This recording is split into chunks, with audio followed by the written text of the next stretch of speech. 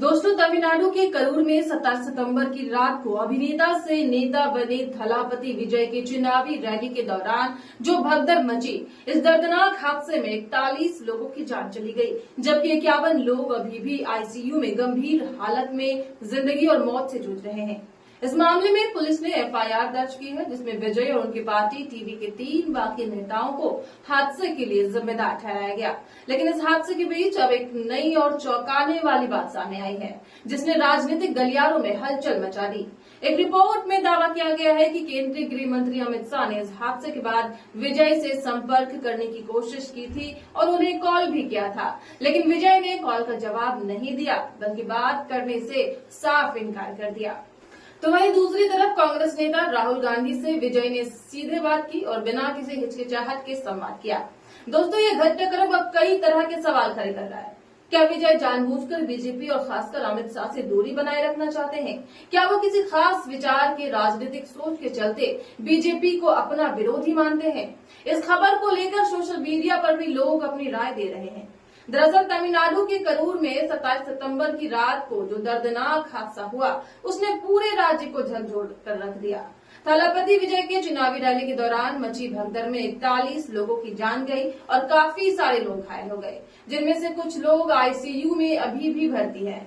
इस पूरे मामले में एक के बाद एक बड़े खुलासे हो रहे हैं। सरकार ने इस रैली में नियमों के उल्लंघन का आरोप लगाते हुए कुछ वीडियोज जारी किए हैं, जिसमें दावा किया है कि रैली में अनुमान से ज्यादा भीड़ जुटी और इसी की वजह से अव्यवस्था फैल गई। रैली को लेकर एफआईआर दर्ज की गई है और उसमें विजय के साथ साथ उसके 3 नेताओं को भी सीधे सीधे हादसे के लिए जिम्मेदार ठहराया गया। लेकिन इस हादसे से जुड़ी एक और बात अब सोशल मीडिया पर चर्चा का विषय बन गई है। कहा जा रहा है कि इस घटना के बाद केंद्रीय मंत्री अमित शाह ने थलापति विजय से बात करने की कोशिश की, लेकिन विजय ने कॉल का जवाब नहीं दिया।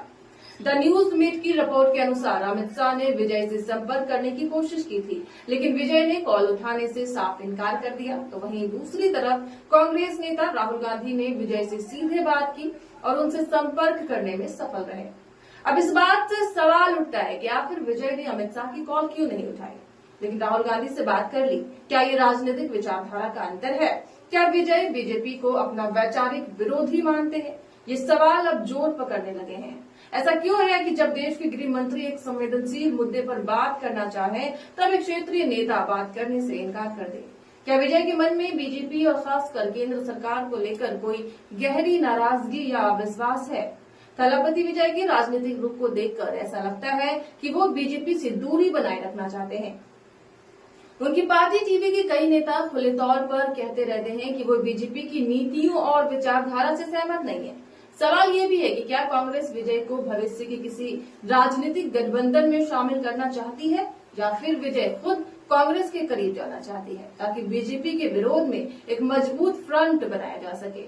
लेकिन इस तमिलनाडु की जनता और खासकर करूर के जो पीड़ित परिवार हैं, अब इंसाफ की उम्मीद लगाए बैठे हैं। लेकिन राजनीति इस पूरे मामले पर हावी होती दिख रही है। एक और राज्य सरकार वीडियो जारी कर रही है, तो दूसरी ओर केंद्र इस पर अपनी पकड़ बनाने की कोशिश में है। और विजय जो इस समय सुर्खियों में है, उन्होंने बीजेपी से दूरी बनाए रखकर ये बात तो साफ कर दी है कि उनकी प्राथमिकता क्या है। तो दोस्तों, अब देखना यह है कि क्या इस हादसे के जिम्मेदारों को सजा मिल पाएगी, या ये मामला भी बाकी राजनीतिक विवादों की तरह धुंधला कर दिया जाएगा। क्या विजय आगे चलकर किसी एक विचारधारा के साथ पूरी तरह खड़े होंगे या अपने स्वतंत्र रुख को बनाए रखेंगे? ये देखने वाली बात होगी। खैर दोस्तों, आपकी क्या राय है इस पर, हमें जरूर बताएं और हमारे चैनल यानी न्यूज को सब्सक्राइब करें।